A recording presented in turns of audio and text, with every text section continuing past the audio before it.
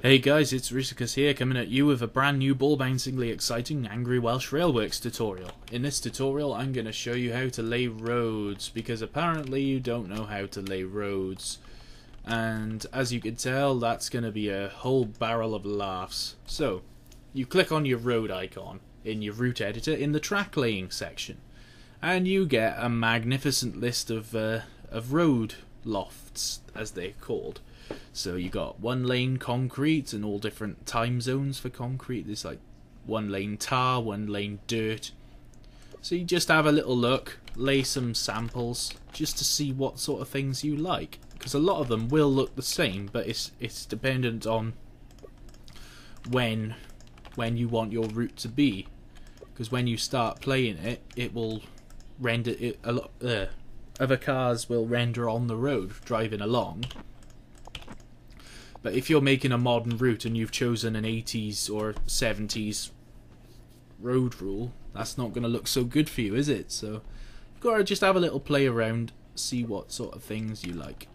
So as I said, there's lots of different roads available in the game. So 4-lane tar is a dual carriageway that you get, and they are pretty generic. You get other things like a vehicle path for a narrow boat.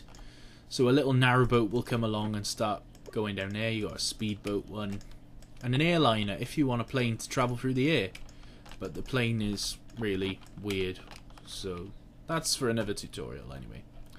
So it's just like laying track. You select your rule, 1 lane concrete, just lay some road, and it is, as I say, it's just like when you're laying track, but the track rule is much different. You can't weld track, or you can't weld roads together, so that makes junctions quite awkward. So if you're going to have a junction, you've basically just got to sort of do that and hope it looks good. Gradients are exactly the same as laying track. You just get your little arrows up to make your gradient, and then you can use your select button to blend the gradient in. So if you wanted a hill on a roadside, say, so let's make ourselves a wee little mountain. So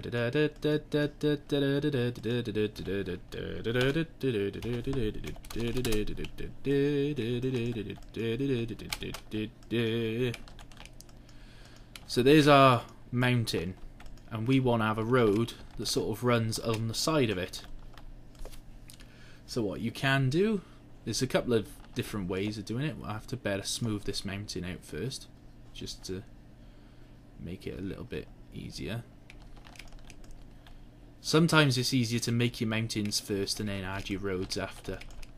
So say we want to have a road that runs right along the top of this mountain.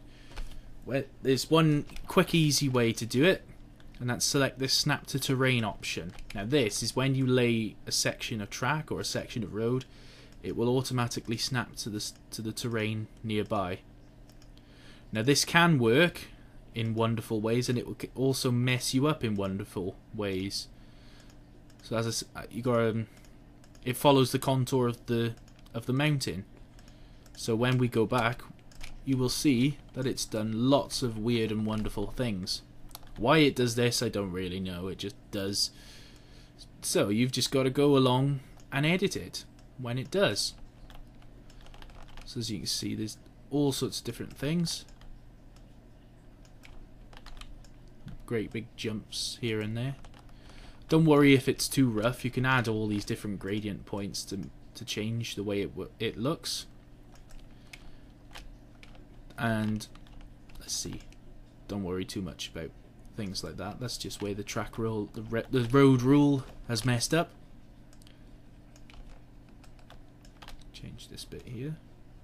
So we've laid a pretty rough road going across this mountain. So to make it look better and to make the gradients better, you just select sections and you select the blend tool, and it will blend the road into the curvature of the gradient, if you understand my meaning.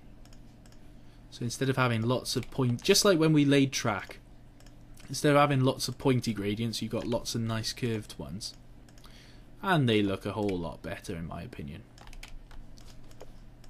It's mostly around the track joins that you want to be focusing your attention on, because that's where these points will occur. If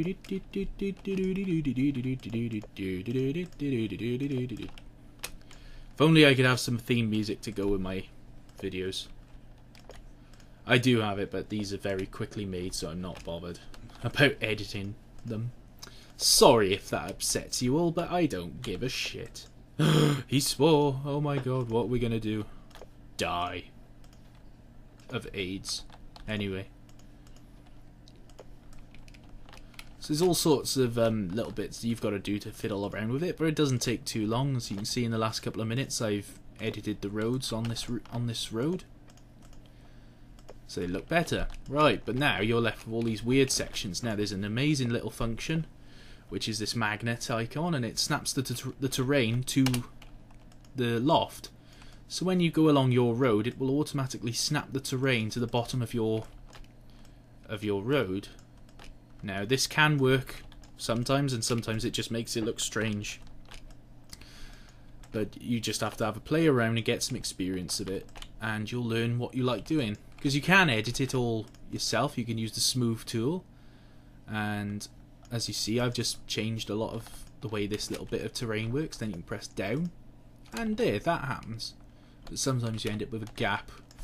But if you're, if you don't really care that much, because it's going to be in a distance away from your trains, you don't have to be too focused on it, because otherwise you're going to spend hours and hours and hours and hours and hours and days and hours doing it to get it perfect, and it will make your route building a lot longer than it needs to be, because you're not going to focus on these roads really.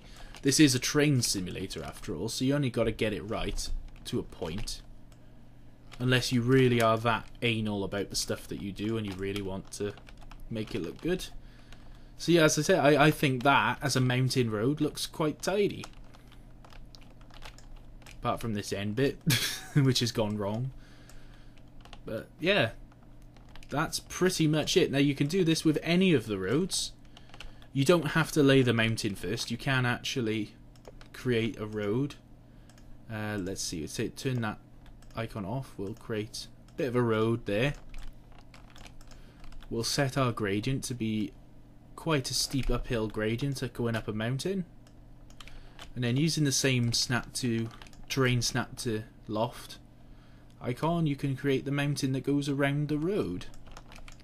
Now this can have good things and bad points to it. Good points is that it creates mountains quite easily without you having to muck about too much, but it doesn't look that realistic, so you will have to start mucking around with the sides and embankments to make a mountain that looks reasonable. But I will cover mountains in another tutorial. But the thing is, with stuff like that, it's more about how you wish to do it rather than how I wish to do it. Now I can show you how I do it, but I'm pretty sure there are other people out there who would turn around and say, no, your way is wrong, or don't like your way, I prefer doing it my way, and that's fine.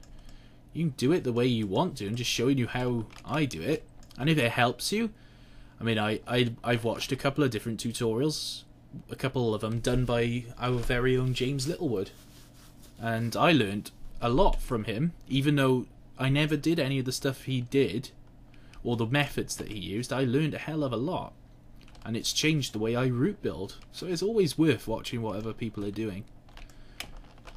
And I think that is about it as far as road creation goes. I'm Rhysicus, and that was road creation. Thanks for watching.